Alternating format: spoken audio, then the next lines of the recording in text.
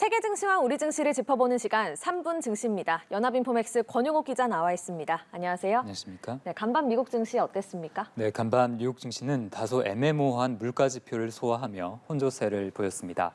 마감가를 살펴보면 다우지수는 전장보다 0.2% 내렸지만 S&P 500 지수는 전장 대비 0.12% 올랐고요. 나스닥 지수는 0.29% 상승했습니다. 시장은 다음 주 연방준비제도의 금리 결정을 앞두고 8월 소비자 물가지수 CPI 지표에 집중했는데요. 네. 8월 CPI는 지난해 같은 기간보다 3.7% 올라 7월에 3.2% 상승을 웃돌았습니다. 이는 시장 예상치도 소폭 웃돈 결과였는데요. 이런 수치는 유가 상승 속에 어느 정도 예상이 되어 왔습니다. 미국에서 휘발유 가격이 8월 한 달간 10% 넘게 뛰었고 항공료도 5% 가까이 올랐기 때문인데요. 다만 변동성이 큰 요인을 제외해 기조적인 물가 흐름을 알 수 있는 근원 CPI는 4.3% 올라 7월에 4.7%보다 크게 둔화됐습니다. 근원 CPI 상승률은 22개월 만에 가장 낮은 수준이기도 했는데요. 다시 종합해보면 유가가 반영되는 전체 CPI는 다소 높게 나왔지만 근원 물가는 안정세를 이어갔다고 볼 수 있습니다. 최근의 유가 상승이 우려스럽기는 하지만 인플레이션을 심각하게 악화시킬 정도는 아니라고도 볼 수 있는데요. 전문가들도 인플레이션이 현재 수준에서 당분간 이어질 가능성을 열어두면서도 연준이 추가적으로 크게 움직일 정도는 아니라고 해석했습니다.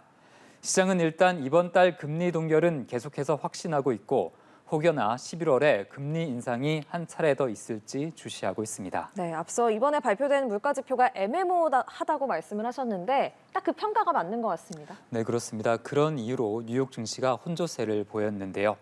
시장은 연준이 9월 금리를 동결하면서도 계속해서 추가 인상의 여지는 열어둘 것으로 예상하고 있습니다. 연준 통화 정책에 민감하게 반응하는 미국 금리 선물 시장은 9월 기준금리 동결 가능성을 거의 100%에 가깝게 보고 있고요.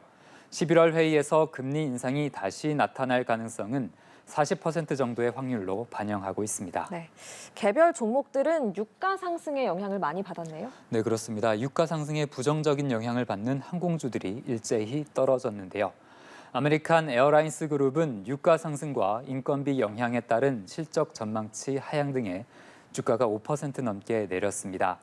제트블루 항공은 3%대로 하락했고 사우스웨스트 항공은 1% 정도 떨어졌는데요. 애플의 주가는 1% 넘게 하락하며 아이폰 15 공개 이후 이틀 연속 부진한 흐름을 보였고요. 중국 전기차 니오의 주가는 유럽연합이 중국 전기차에 대한 보조금을 조사하겠다고 밝히면서 4%대로 추락했습니다.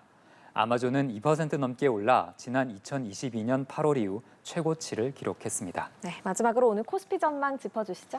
네, 어제 코스피는 미국 물가 지표에 대한 경계 속에 약보합권에 머물렀습니다. 지수는 2,535부근에서 거래됐는데요. 오늘 코스피는 미국 소비자 물가 내용을 소화하며 보합권 근처에서 출발할 것으로 전망됩니다. 국내 증시도 미국 소비자 물가에 대해 뚜렷한 시장 방향성을 잡기는 쉽지 않아 보이는데요. 2차 전지와 관련한 최근의 약세 압력에도 주의를 기울여야겠습니다. 네, 알겠습니다. 3분 증시 권용욱 기자와 함께했습니다. 고맙습니다.